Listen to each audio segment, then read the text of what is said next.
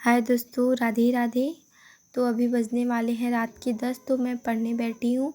ये PCS history का notes है जो कि बहुत ही बेस्ट नोट्स बुक है।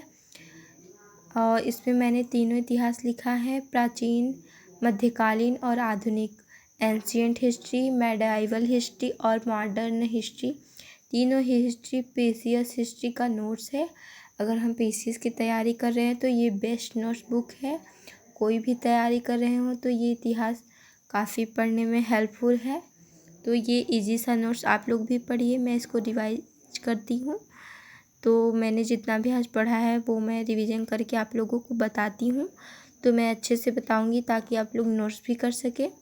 तो ये देखिए, हम रामायण से शुरू करते हैं आज। तो रामायण वाल्मीकि द्वारा लिखी गई आदि काव्य है। रामायण में 7 कांड अध्याय हैं। रामायण में 7 कांड अध्याय हैं। मूल रूप से इसमें 6000 श्लोक थे जो बढ़कर 24,000 श्लोक हुए। इस ग्रंथ का नाम चतुर्विंशति सहस्त्री संहिता पड़ा था। उसके बाद बौद्ध ग्रंथ दशरथ जातक में इसकी कथा का प्रारंभिक उल्लेख मिलता है एवं जैन ग्रंथ पौमचर्य रामायण का जैन संस्करण है। 1930 के दशक रामास्वामी पेरियार ने सच्ची रामायण का लेखन किया था। फिर अनुवाद है। अनुवाद सर्वप्रथम 12वीं शताब्दी में तमिल में रामायण का अनुवाद कंबन ने इरामावतारम नाम से किया और मुगल काल में रामायण का फारसी अनुवाद अकबर के समय में अब्दुल कादिर बदायूनी व शाहजहां के समय में इब्न हरकरण ने किया। फिर बंगाल में रामायण का जो अनुवाद है वह कृत व्यास ने किया। इसे बंगाल का बाइबिल कहा जाता है। जो बंगाल में रामायण अनुवाद है तो रामायण को बंगाल का बाइबिल कहा जाता है वहाँ पे अनुवाद करने के बाद। फिर आता है महाभारत टॉपिक। तो परंपराओं के अनुसार जो महाभारत ग्रंथ है इसके लिपिक भगवान श्री गणेश हैं, लेकिन साहित्य में से वेद व्यास की कृति माना जाता है। तो मतलब साहित्य में से वेद व्यास की कृति माना जाता है जो महाभारत है हमारा। तो महाभारत जो है इसमें कुल 18 पर्व अध्याय हैं। भगवत गीता इसके भीष्म पर्व का भाग है। शांति पर्व महाभारत का सबसे बड़ा पर्व है। महाभारत का प्राचीन नाम जय था, इसलिए इसको जय संहिता भी कहते हैं। तो महाभारत का जो प्राचीन नाम था वह जय था, इसलिए हम इसे मतलब जय संहिता भी कहते हैं। महाभारत के विषय में यह भी कहा जाता है कि इसे पूरा एक बार में कभी नहीं पढ़ना चाहिए क्योंकि इससे रोग व्याधियाँ आ जाती हैं।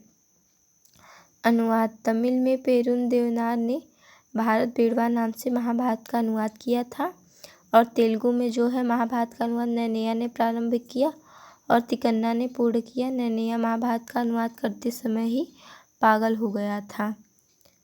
और उसके बाद माधव कदाली ने असम में महाभारत का अनुवाद किया। मालवार वसु ने भगवत गीता का बांग्ला अनुवाद श्री कृष्ण विजय नाम से किया। फिर महाभारत का फारसी अनुवाद अकबर के समय में रज़्मनामा नाम से अब्दुल कादिर बदायूनी ने किया। फिर आता है हमारा पुराण टॉपिक। तो पुराणों के रचयिता लोमहर्ष व उनके पुत्र उग्रश्रवा को माना जाता है। कहीं कहीं वेदव्यास को भी माना जाता है। पुराण भविष्य शैली में लिखे गए हैं। इसमें शिशुनाग वंश से लेकर गुप्त वंश तक के इतिहास की जानकारी मिलती है। मतलब ये पुराण जो है भविष्य शैली में लिखे गए थे। पुराणों में से ही कुल त्रेता, द्वापर एवं कलयुग नामक 4 युग का पता चलता है। श्री राम का संबंध त्रेता व कृष्ण का संबंध द्वापर युग से था।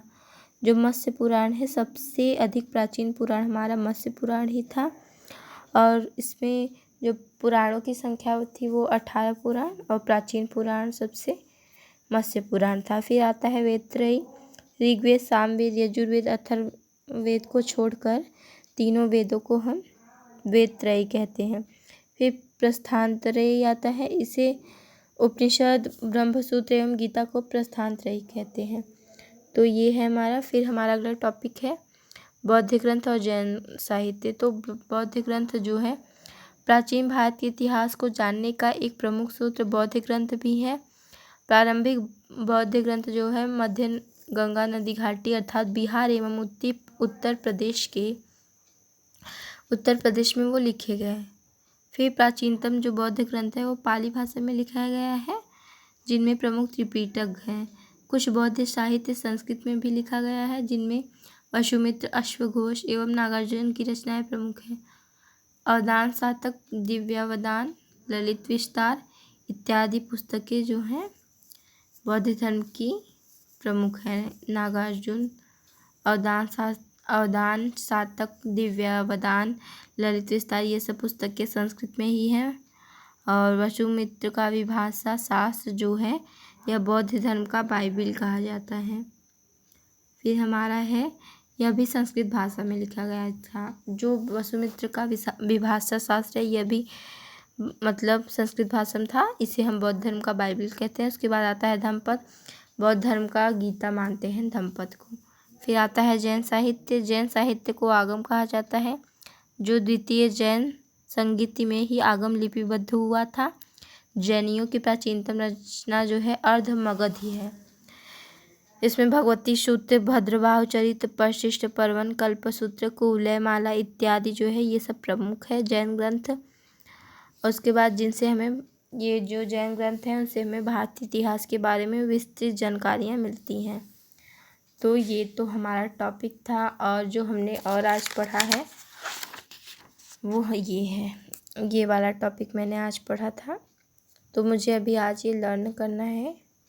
इसके नेम थोड़े डिफ़िकल्ट हैं तो याद करने में समय लगेगा। उसके बाद मैं इसका वीडियो आप लोगों को बताऊंगी, पढ़कर मैं बताऊंगी। ठीक है, राधे राधे दोस्तों। तो सभी लोग ये नोट्स पढ़ें, क्योंकि ये बहुत ही आसान सा नोट्स है। ये पीसीएस हिस्ट्री का नोट्स था, तो मैं इसे किसी नोट्स बुक से लिखी थी, उसमें वो नोट्स बुक था, तो मैं इसे अपने में लिख ली थी। क्योंकि एक मेरे टीचर्स हैं जो कि उन्होंने भी पीसीएस का तैयारी किया था, तो उनसे मैं वो नोट्स ली थी और उसके बाद मैं राइट कर ली थी।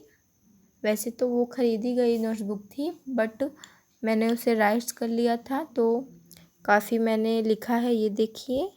ठीक है दोस्तों, राधे राधे। अगर आप लोगों को इसके आगे का अच्छे से चाहिए तो बताइएगा, मैं रोज़ पढ़ूंगी तो रोज़ उतना मैं डाल दूंगी। सभी लोग मेरे चैनल पर आकर लाइक, सब्सक्राइब, शेयर अवश्य करें और मुझे सपोर्ट करें। मेरे चैनल पर जो भी वीडियो हो उसे देखकर लाइक करें। ठीक है दोस्तों, राधे राधे, बाय बाय।